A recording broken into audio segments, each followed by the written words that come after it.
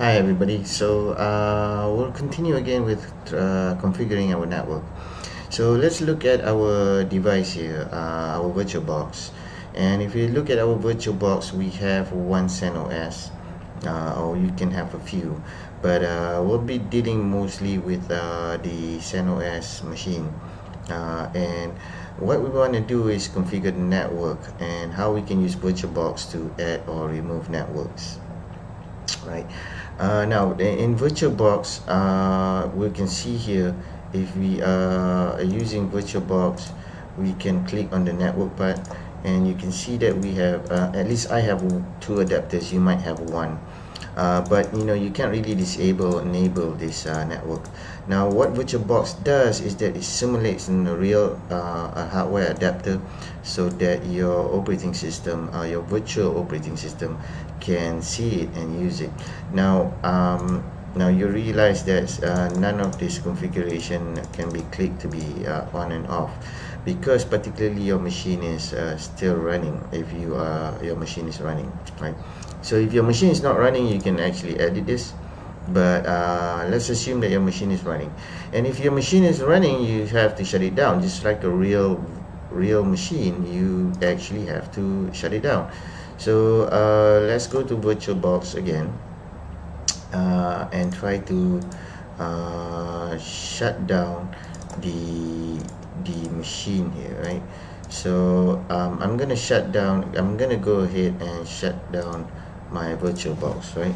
So this is my machine. I'm gonna shut down the shares. Now this would shut it down immediately, and after shutting down my machine, then I should be able to do certain stuff with this.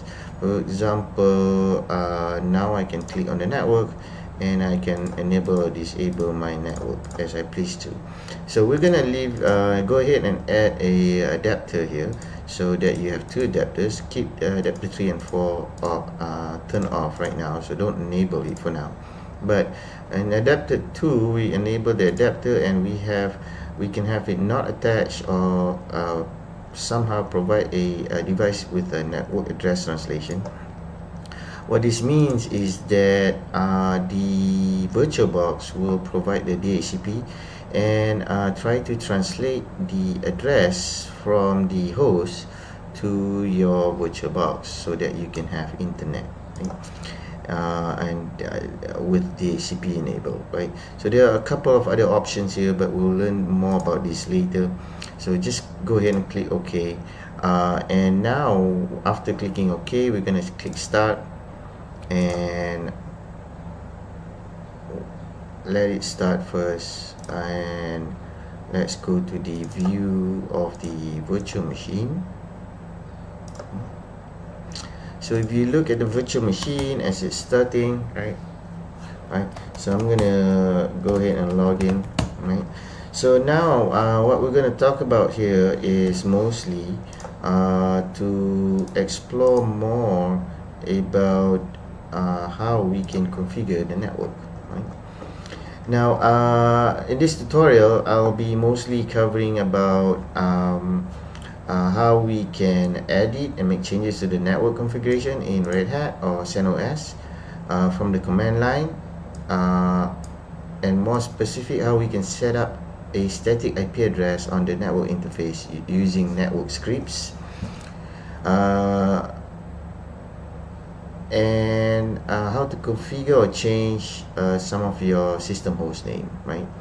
So also I will show you how to manage and disable unwanted system services, such as the network manager, which is no longer needed in the new Linux machines. How to disable Avahi daemon, which is a security gap if you are using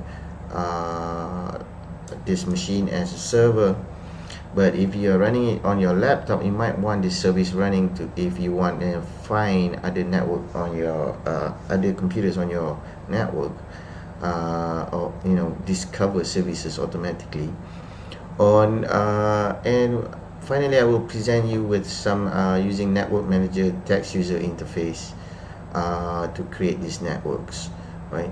So there's three parts of this. So first, let's try to disable unwanted system services.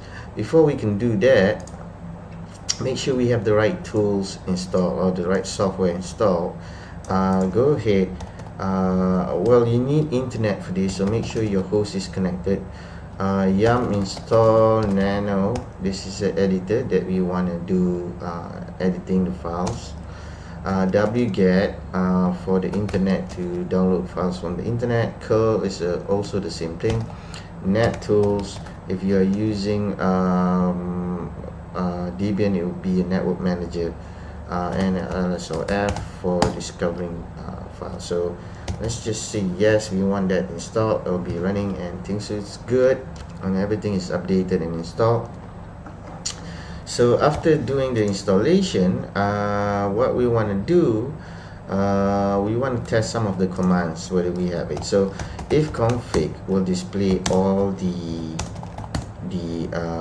things network currently available. So we have ENP0S3, ENP0S8, and the loopback interface. Remember, we just added a new interface there, right? So so now right after doing that, let's test another tool. We're gonna use netstat -TULPN, right?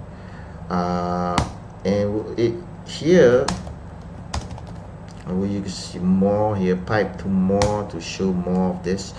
So it will show all the services currently running, right? And listening, and so we want to disable some services if it's running, and if we don't really need it. ls-of-i tells you all the currently open internet ports on your machine. So if you can see here, we have DH client, SSH, and the name server running particularly, right? Name machine running, right? So okay, now we can, if you have certain services running that you don't want to be running at this time, you can use system CTL. This is a utility to stop services, right? So system CTL, for example, you want to stop some service like postfix, right? And you can system CTL disable it. So the first command actually disable the service from running. The second command make sure that it doesn't runs again during boot time. The other thing we want to stop is Avahi daemon.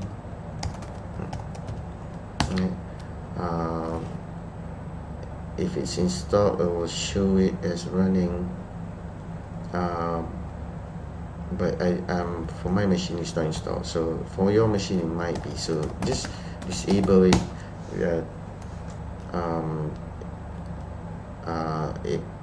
to disable it from run.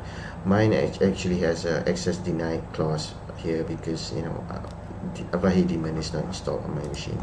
Okay. So you can also disable stuff or stop services using the service command, service postfix stop, right? And check config postfix off, right? However, as for the current version of Linux, this is not the preferred method, since Red Hat and most current Linux machines support system control on what we call a new system called system D, right? so you can pretty much use the first method I showed you, right? If you want to get all the list of started services, you can figure that out using system control, right? So you can use system control list unit files. This would show you all currently services that are enabled or disabled. Another method is service status, or display all the services that are currently running and what the status of it, right? So okay, so let's explore other stuff. Now you can use the system control to stop, to start, to restart. So just man system control and you'll see some of the options that are available. You can stop, particularly stop the name of the service, start the name of the reload it, restart it, try to restart. So there's a couple of options that you can try to kill it and etc, right? So make sure you play around with this. Now, so we'll come back to trying to configure the Linux machine and on the next video.